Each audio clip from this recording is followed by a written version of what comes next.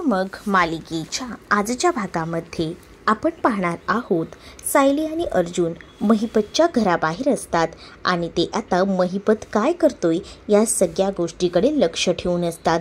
आजचा भाग हा खूपच इंटरेस्टिंग आहे मित्रांनो, शेवटपर्यंत नक्कीच बघा, कारण आज प्रियाला जे काही महिपतने केलेलं आहे ना ते एकदमच भयंकर केलेलं आहे। तर इकडे मात्र सायली आणि अर्जुन महिपतच्या घराबाहेर थांबलेले असताना अंगावर तो आगीचा टेंबा जोरात फेकला जातो, त्यामुळे महिपत बिथरतो। महिपत इकडे तिकडे पाहू लागतो आणि त्यावेळेला त्याला लक्षात येतं की नक्कीच काहीतरी गडबड आहे। नागराज बाहेर येतो। नागराज महिपतला विचारतो की काय झालं आहे। त्याच वेळेला महिपत नागराजला सांगतो की हे सगळं ना त्या चिचुंद्रीचं काम आहे, तिला तर आपण आता सोडायची नाही। दुसरीकडे अस्मिता काही खातपीत नसते आणि म्हणूनच खूप जास्त टेन्शन ना आलेलं असतं। अस्मिताला म्हणत असते की अस्मिता, असं करून कसं चालेल, थोडं का होईना तुला खायला हवं ना, आणि म्हणूनच तिला खाण्यासाठी सांगितलं जातं। पण अस्मिता सांगत असते की मला ना सचिनची खूप जास्त आठवण येते। अगं असं कसं चालेल, सारखं आठवण काढून, म्हणजे तुझ्या पोटाला तुझ्या बाळाला जे हवं ते पोचायला नको का, आणि हे गर्भसंस्कार करायचे असतात आणि असे संस्कार करणार आहेस का बाळावर, असं देखील आता मात्र कल्पना बोलत असते। त्यावर अस्मिता म्हणते की अगं आई, गर्भसंस्कार फक्त आईनेच करायचे असतात का, बाबांनी करायचे नसतात का? बस झालं इतकी आठवण काढणार त्याचं, त्यालाही आवडणार नाही की तू उपाशी राहिलं, त्यामुळे गपगुमानपणे खाऊन घे, असं देखील आता तिला सांगितलं जातं। आणि मग काय, शांततेत आता तिला खावंच लागतं। दुसरीकडे मात्र आता प्रतिमाला बालपणीचे दिवस अर्जुन आणि त्यासोबत तन्वीचे आठवतात। जसं की अर्जुनचा बड्डे होता तेव्हा तन्वी त्याचं औक्षण करण्यासाठी गेलेली होती। त्याच्या वाढदिवसाला त्यांनी जोरदार सेलिब्रेशन केलेलं होतं। त्यानंतर दोघंही जण आता बाहेर चाललेले असतात आणि जेव्हा ते बाहेर येतात ना तेव्हा मात्र आता त्या दोघांमध्येही भांडणं होतात। इकडे मात्र तन्वी पडलेली असते, म्हणूनच आता तन्वी खूप जास्त रडत असते। तन्वी जेव्हा रडत असते तेव्हा मात्र आता अर्जुन तिला आपल्या गळ्यातील चैन काढून देतो आणि चैन काढून तिला म्हणत असतो की ही चैन फक्त आता तुझी आहे। आणि त्यावेळेला हा सगळा प्रसंग आता प्रतिमाला आठवतो, म्हणजेच अर्जुनने दिलेली ती चैन, त्यावर असणारं ते सूर्यासारखं ते पॅन्डंट, आणि ह्या सगळ्या गोष्टी आता पूर्णपणे प्रतिमाला ठळक आठवत असतात। आणि त्यामुळेच ना आता प्रतिमा या सगळ्या गोष्टीचा एकदम सारासार विचार करू लागलेली असते आणि त्यामुळेच ना आता ती खूप जास्त बिथरून गेलेली असते। रविराज जे आहेत ते मात्र आता प्रतिमाला विचारतात की काय झालं आहे, इतका आनंद कसला? त्यावर प्रतिमा सांगू लागते की बघा ना, तुम्हाला मी सांगू का, मला चांगलाच एक प्रसंग आठवतोय, म्हणजे हे सोन्याचं लॉकेट हे कोणी दिलं होतं माझ्या चांगलंच लक्षात आलेलं आहे। म्हणजे बघा, हे सोन्याचं लॉकेट जे आहे ना ते खरं तर अर्जुनने स्वतःच्या हाताने आपल्या तन्वीच्या गळ्यात घातलं होतं आणि हा प्रसंग ना मला चांगलाच आठवतो। म्हणजे दोघंही जण बाहेर खेळत होते आणि त्यावेळेला चुकून तन्वी पडली, मग अर्जुनने आपल्या गळ्यातील चैन तिच्या गळ्यात घातली आणि तो प्रसंग मला आजही आठवतो। मग बघा ना, त्यावेळेला आपल्याला पूर्णाची सुद्धा सांगत होत्या की तिकडनं निघू नका, पण आपण तिकडनं निघालो। तर रविराज म्हणतात की हो ना, तेव्हा जर पूर्णाचीचं ऐकलं असतं तर आज ही वेळ आली नसती, असे रविराज प्रतिमाला बोलत असतात। त्यावर प्रतिमा म्हणते की जाऊ दे, आता त्या गोष्टीचा विचार करून उपयोग नाही, सारासार विचार करता मला या सगळ्या गोष्टी आठवतात। म्हणजे बऱ्याचदा मला ना तन्वीने सुद्धा ती दाखवायचा प्रयत्न केला चैन, पण एवढ्या गोष्टी ना माझ्या लक्षात आल्या नाहीत, पण आता मात्र सगळ्या गोष्टी मला क्लिअर दिसत आहेत। आता मला कळते, जेव्हा मला तन्वी ते दाखवायची ना तेव्हा मला काहीच आठवायचं नाही, पण आता मला या सगळ्या गोष्टी एकदम स्पष्ट दिसत आहेत। म्हणजे त्यानंतर आपला झालेला अपघात आणि या सगळ्या गोष्टी, आणि एवढ्या सगळ्या गोष्टींमध्ये आता मात्र सायली आणि अर्जुनच तेवढ्या तिथे आलेले असतात। सायली अर्जुन तिथे आल्यानंतर विचारतात की काय चाललंय, कोणत्या विषयावर बोलताय? त्याच वेळेला ना अर्जुन, तुझ्याच वाढदिवसाचा आम्ही बोलत होतो, मा तुझ्या लहानपणीच्या वाढदिवसाबद्दल सांगत होती. तू जी काही चेन तन्वीच्या गळ्यात घातली होतीस ना, तोच प्रसंग आज मात्र हिला आठवलाय आणि ती त्याबद्दलच मला बोलत होती, असं देखील आता इकडे म्हटलं जातं. दुसरीकडे मात्र आता पाहायला मिळतं, अर्जुन जो आहे तो आता सायलीला म्हणत असतो की प्रतिमा त्याला तर हळूहळू का होईना सगळ्याच गोष्टी बरोबर लक्षात येत आहेत. मग काय असं इथे येणं केलं असं देखील आता अर्जुन आणि सायलीला रविराज विचारतात. आणि त्याच वेळेला खरं तर 22 वर्षापूर्वी ज्या काही प्रकरणाचा छडा लावायचा आहे त्यासाठी अर्जुन आणि सायली आता सिनियरकडे म्हणजेच रविराजांकडे आलेले असतात. म्हणजेच 22 वर्षापूर्वी एकदा तो बाबू ड्रायव्हर जो होता तो मात्र जेव्हा तिथे हजर होता, हॉस्पिटलमध्ये ॲडमिट होता, तेव्हा आता त्याने रविराजांना भेटायचं असं सांगितलं होतं. आणि त्याने सांगितलेलं होतं म्हणूनच रविराजांना अर्जंटमध्ये हॉस्पिटलमध्ये बोलवायला स्वतः सायली गेलेली होती. आणि सायलीच्या तो प्रसंगसुद्धा आता एकदमच लक्षात असतो. ती कोणतेही प्रसंग विसरलेली नसते. तिला आता या सगळ्या गोष्टी क्लिअर दिसत असतात. त्यामुळेच आता ती विचार करत असते. आत्याला म्हणत असतात की दोघंही जण प्रतिमा आत्या तुम्ही सुद्धा ना आठवायचा पूर्णपणे प्रयत्न करा, कारण आपल्याला आता त्या महिपतच्या पूर्ण कारनाम्यांपर्यंत पोचायचंच आहे. आतापर्यंत महिपतने खूप गुन्हे केले असतील, पण ते गुन्हे उघड करायची आता आपल्याला नामी संधी मिळाली आहे आणि त्या संधीचं आपल्याला सोनं करायचं आहे, असं देखील आता इकडे असणारी सायली बोलत असते. त्याच वेळेला सायली रविराजांना तो प्रसंगसुद्धा आठवून सांगते की बाबू जेव्हा सिटी हॉस्पिटलमध्ये ॲडमिट होता तेव्हा मी तुमच्याकडे आले होते आणि आपण दोघंही जण मिळून तिकडे हॉस्पिटलमध्ये गेलो होतो. त्यावेळेला तो हॉस्पिटलमध्ये तुम्ही गेल्यानंतर तर तुम्हाला काहीतरी सांगू पाहत होता, तेव्हा ती गोष्ट तुमच्या लक्षात येते का? रविराजांना तो प्रसंग आठवतो ज्यावेळेला रविराज सायलीसोबतच त्या हॉस्पिटलला सिटी हॉस्पिटलला गेलेले होते आणि तिथे त्या बाबूला भेटले होते. बाबूला आता दिवस भरलेले असताना सुद्धा काहीतरी सांगायचं होतं. म्हणजेच त्याने जो काही ॲक्सिडेंट केलेला होता तो महिपतच्या सांगण्यावरून केलेला होता आणि त्यासोबत तुमची मुलगी जिवंत आहे हे सगळं काही त्या बाबूला सांगायचं असतं. पण त्या गोष्टी आता काही सांगता येत नसतात, कारण त्याला नीट बोलताही येत नसतं. पण तरीसुद्धा बाबू बोलायचा प्रयत्न करत असतो. तर तिथे नागराजही असतो. नागराज मुद्दामून काही ना काही बोलायचा प्रयत्न करतो, जेणेकरून या सगळ्या गोष्टी ज्या आहेत त्या काही झालं तरीसुद्धा ऐकायला यायला नको. रविराजांना सत्य समजलं तर मग वाट लागेल हे देखील आता माहिती झालेलं असतं. म्हणूनच आता रविराजांना समजायला नको म्हणून तो मध्ये मध्ये बोलत असतो. पण रविराजांना बाबूने एका पेपरवर लिहूनही सांगितलेलं असतं की तुमची मुलगी जिवंत आहे आणि ही गोष्ट आता चांगली स्पष्टपणे आठवत असते. आणि या सगळ्याबद्दलच आता मात्र ते म्हणत असतात की त्याने मला एवढंही म्हटलं होतं की तुमची मुलगी जिवंत आहे. त्या पेपरवर त्यांनी लिहून दिलेलं होतं, त्यावरनं निदान मला हे तर कळलं की तन्वी जिवंत आहे ते, पण तो अजून काहीसं सांगू पाहत होता. म्हणजेच खरं तर ना बाबू ड्रायव्हरच मेन होता ज्याने हा ॲक्सिडेंट केला होता. म्हणजे तो ॲक्सिडेंटचा मेन ज्याला सुपारी घेतली होती तो बाबू होता. म्हणूनच तर बाबू ती सुपारी कोणी दिली हे सांगू पाहत होता. पण हे सगळं करणारा करविता मला तर असं वाटतं की तो महिपतच होता. आपण महिपतलाच या सगळ्याबद्दल विचारू शकतो.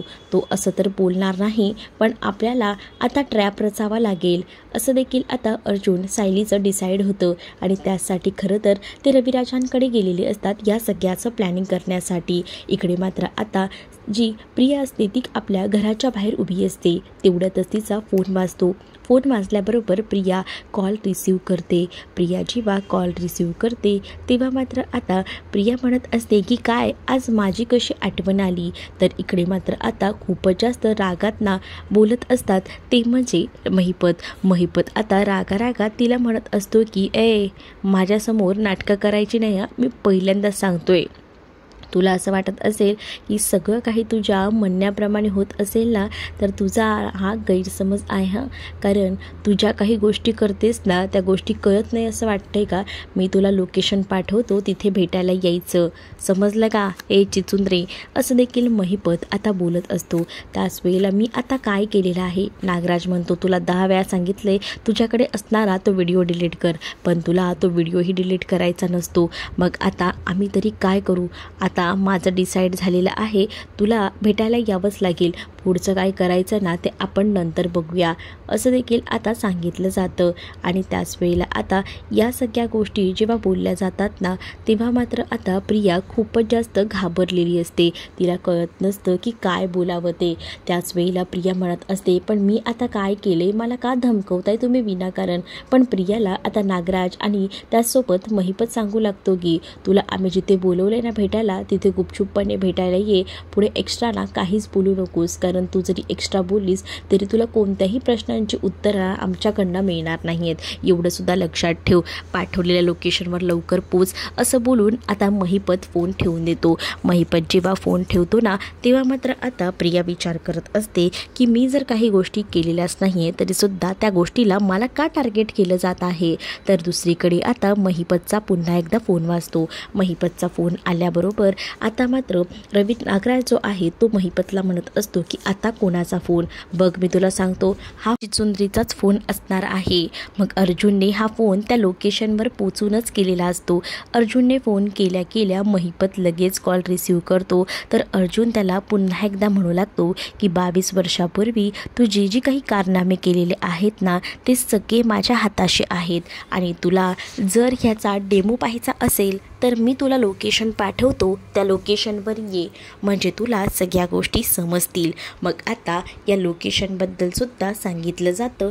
त्यावर आता फोन ठेवल्यावर महिपत नागराजला म्हणतो की बघितलं का, आपण तिला लोकेशन पाठवला, पण तिने या माणसाकडनं किंवा तिनंच आवाज चेंज करून घोगऱ्या आवाजात आपल्याला धमकवायचे प्रयत्न करत आहेत. तिला असं वाटतंय की आपल्याला काही कळत नाही आहे, तिनं माणसाला कामाला लावलं आहे ना, तर आता मी पण तिला दाखवतो. मी एक काम करतो, मी ना त्या लोकेशनला जाऊन पोचतो जिथे त्यांना बोलवलं आहे. तुम्ही एक काम करा, त्या प्रियाला जाऊन भेटा, असं देखील म्हटलं जातं. मग काय, त्या लोकेशनला अर्जुन पोचलेलाच असतो. अर्जुन आणि सायली आधीच तयारीत असतात. तिथे जाऊन ते दोघंही जण त्या बाबूचा त्या फोटो लावलेला असतो. महिपतही त्या लोकेशनला पोचतो. महिपत त्या लोकेशनला पोचल्यानंतर आता मात्र त्या नंबरवर कॉन्टॅक्ट करत असतो, जो नंबर अर्जुनने त्याला कॉल लावलेला असतो त्या नंबरवर, पण तो फोन आता लागत नसतो. मग मात्र महिपत म्हणत असतो की कोण आहे इकडे, कोणी मला बोलवलं आहे, कोणाची इतकी हिंमत झाली, त्याने समोर या ना.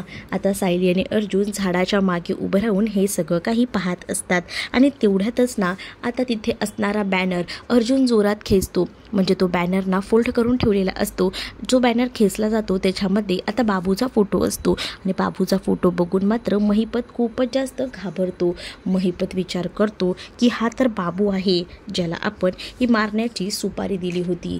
याचा फोटो इथं कोणी लावला आणि कसा काय? आणि सगळा भूतकाळ आता महिपतला आठवू लागतो. म्हणजेच जेव्हा हा अपघात घडला होता तेव्हा नेमकं काय काय झालं होतं, या सगळ्या गोष्टी आता आठवू लागतात. आणि महिपत जेव्हा बाबूचा फोटो बघतो तेव्हा तो बिथरतो आणि त्याच्या लक्षात येतं की हे सगळं ना दुसरं तिसरं कोणी नाही तर ही चिचुंद्रीच करते. यावर तो ठाम होतो. त्याच वेळेला आता त्या चिचुंद्रीचा तर काटा मी काढणारच, असं देखील महिपतने आधीच माइंडमध्ये सेट केलेलं असतं. त्यामुळे आता तो मात्र आता विचार करत असतो. दुसरीकडे आता नागराजला कॉन्टॅक्ट करत असतो, म्हणजेच त्याला इथे घडलेला सगळा प्रसंग सांगायचा असतो. आणि त्यासाठी तो नागराजला कॉल करतो, पण नागराजचा कॉल काही लागत नसतो.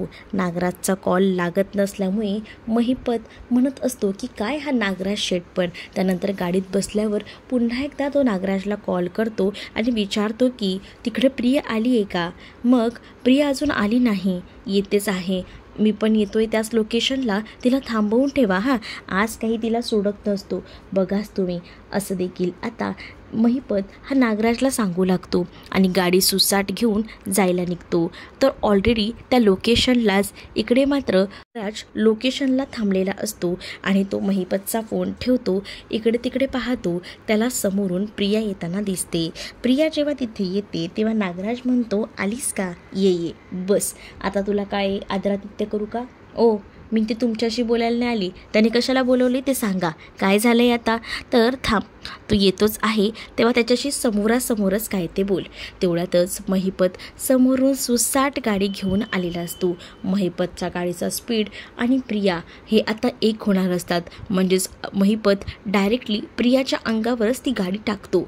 जेव्हा महिपत प्रियाच्या अंगावरती गाडी टाकतो तेव्हा मात्र प्रिया आपले कान वगैरे सगळं काही बघून बंद करून घेते. तिला असं वाटतं की आज आपलं काही खरं नाही. आज महिपत आपला जीव घेणार की काय ही भीती आता तिला वाटू लागलेली असते. महिपत आता प्रियाच्या जवळ येतो आणि तिला म्हणतो की काय ग चिचुंद्रे, तुला काय वाटतं? सगळं काही माझ्या मागून करतेस आणि तुला वाटत असेल की या सगळ्या गोष्टी मला कळणार नाही. आधी तू तिकडे जाऊन पोचलीस आणि आता इकडे बरोबर टाईम मॅनेज करतेस हा. असं देखील आता महिपत हा प्रियाला बोलत असतो. प्रिया म्हणत असते की तुम्ही काय बोलताय, कशा संदर्भात बोलताय, जरा नीट तरी सांगा ना. पण आता प्रिया जी आहे ती हे सगळं विचारत असतानाच महिपत म्हणतो की सगळं करून सवरून नाही म्हणायचं हे तर भारीच जमतं. आता गुंडांना सुद्धा महिपतने आधीच कामाला लावलेलं असतं.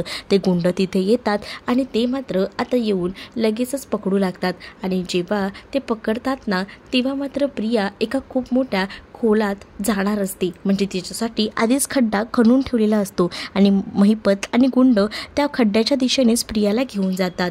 इकडे मात्र आता सायली आणि अर्जुन झालेल्या प्रकरणाचा विचार करतात. म्हणजे आता त्या बाबूचा पोस्टर पाहिल्यानंतर त्याच्या चेहऱ्यावर एक वेगळेच रिॲक्शन होते. म्हणजे तो घाबरलेला होता हे तर सरळ आणि स्पष्ट दिसलंय. पण तुम्ही हे एक ऑब्झर्व केलं का, तो तिथे असताना कोणाला तरी कॉन्टॅक्ट करायचा प्रयत्न करत होता. त्याला आता कसली तरी भीती वाटत होती. पण तो कोणाला कॉन्टॅक्ट करायचा प्रयत्न करत होता हे आपल्याला काहीच कळलं नाही. पण या सगळ्या गोष्टींचा बारकाईने विचार करायला हवा. कारण जेव्हा त्याने हा फोटो पाहिला तेव्हा तो खूपच जास्त घाबरला आणि त्याच्यावरूनच स्पष्ट सरळ सरळ होतंय की या सगळ्यामध्ये त्याचा हात आहे. असं देखील आता सायली जी आहे ती अर्जुनला बोलत असते. सायली जेव्हा अर्जुनला या सगळ्याबद्दल बोलते तेव्हा अर्जुनही या सगळ्याचा एका वेगळ्याच वेळी विचार करत असतो. कारण अर्जुनला सुद्धा आता महिपतचे ते रिॲक्शन पाहायला मिळालेले असतात. कारण तो खूपच जास्त घाबरलेला असतो. त्यामुळे आता महिपत हा आता असाच आपल्या जाळ्यात हळूहळू का होईना अडकत जाणार आहे आणि त्यामुळेच ना आपल्याला त्याला असंच अडकवायचं आहे. आता आपल्याला पुढची रणनीती आखायला हवी जेणेकरून तो आपल्या या सगळ्या प्लॅनमध्ये अडकेल. म्हणजेच ज्या वेळेला ॲक्सिडेंट झाला होता तेव्हा बाबूला महिपत ओळखत होता. म्हणजेच महिपत आणि बाबूचा काहीतरी संबंध आहे हे तर या सगळ्यावर ना आपल्याला कळलं आहे. असं देखील सायली आता अर्जुनला बोलत असते. पुढील भागामध्ये सायली, अर्जुन आणि रविराज बोलत असतात. त्याच वेळेला आता आपल्याला त्या महिपतला पकडायचं असेल तर नवीन काय ट्रॅप आखता येईल याबद्दल डिस्कशन सुरू असतं. त्याच वेळेला रविराज आता सांगत असतात की आपल्याला जर त्याच्याकडनं गुन्हा कबूल करून घ्यायचा असेल ना तर आपल्याला ती स्ट्रॅटेजी अपनावी लागणार आहे. म्हणजेच जेव्हा हा सगळा प्रसंग ज्या ठिकाणी घडला होता तो प्रसंग सेम टू सेम त्याच्या नजरेसमोर उभा राहिला तर त्याला मात्र या सगळ्या गोष्टींची जाणीव होईल आणि तो घाबरून सगळं सत्य बोलून बसेल. दुसरीकडे प्रियाला हे महिपतने जमिनीत गाडून टाकलेलं असतं आणि त्याच वेळेला प्रिया मात्र भयंकर चिडलेली असते आणि ती म्हणत असते की मी तुम्हाला काही केलेलं नाही आहे, तुमच्या बाबतीत कोणताही काही बोललेलं नाही आहे आणि तरीसुद्धा तुम्ही माझ्या बाबतीत हे असं कसं करू शकता.